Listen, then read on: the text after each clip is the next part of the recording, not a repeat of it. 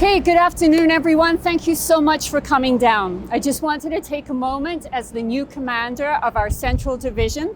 My name is Inspector Helen Peters, and one of my primary responsibilities is downtown safety. And as everyone knows, tonight is a super exciting night for a lot of folk here in Winnipeg and the surrounding communities. It's the opening game of the Jets season here home in Winnipeg. And what I would like to do is just take a few moments to talk about the things that we're collaboratively doing, our efforts towards making sure that the families here in Winnipeg, our community, has a wonderful experience and a safe experience when they come downtown. Not only to enjoy Jets games, but every kind of event that we have, from concerts to conferences. We're going to be here. And what we've done recently is taken a lot of the feedback that we've received through the organizations that host this event, such as True North. And we've really taken that feedback and we've sat down together collaboratively with some of our partners, such as the Downtown Community Safety Partnership, such as our Winnipeg Community Safety Teams, and other community organizations to see how we can collaboratively work to expand our footprint here in the downtown to be a visible and proactive resource. As police officers, we're so often caught in that cycle of responding to events after they've happened. And what we really want to do is be a proactive resource and support working together. So, for example, some of the feedback we've had was that cars were being broken into during the events.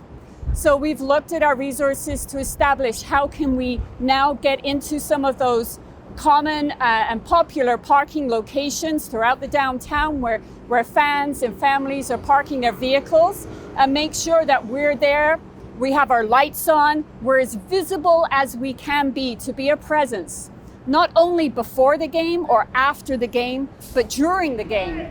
And the other thing that we're doing is looking at establishing zones for foot patrols together with our community partners, and also our police resources, such as our community support units, our foot patrol teams, as well as the cadets, to establish zones that we've identified through feedback from, again, families, fans, that we know these are our priorities.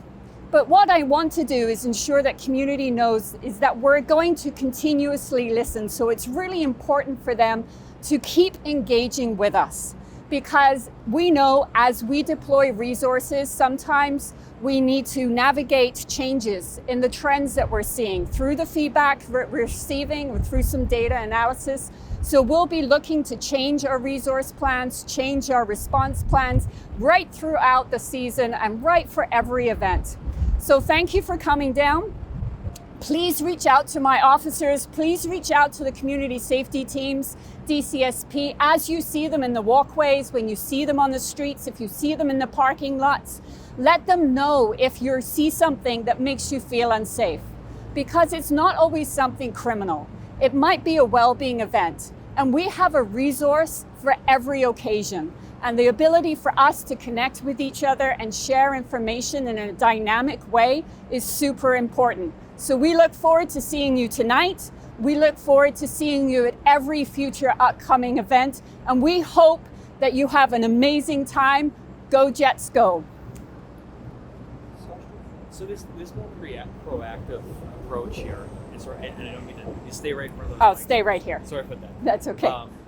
This more proactive approach, I mean, is this a change over previous seasons? I mean, what's driving it? What's driving it now is our ability to collaboratively work with our other partners. And actually the feedback that we're taking is helpful, right? So when we look at the feedback, the information that people are willing to share with us, and we combine that with other additional resources, we can look, we've taken some of the things that we've done, but we look at how we can react differently, and then ability to pivot. How can we share information in real time? How can we engage differently? Sometimes we look and we think it's about putting people in certain locations, being a visible presence, but we want to take it a step further. We want to be an engaged presence. We want people to feel comfortable talking to us. We want to feel comfortable talking to people.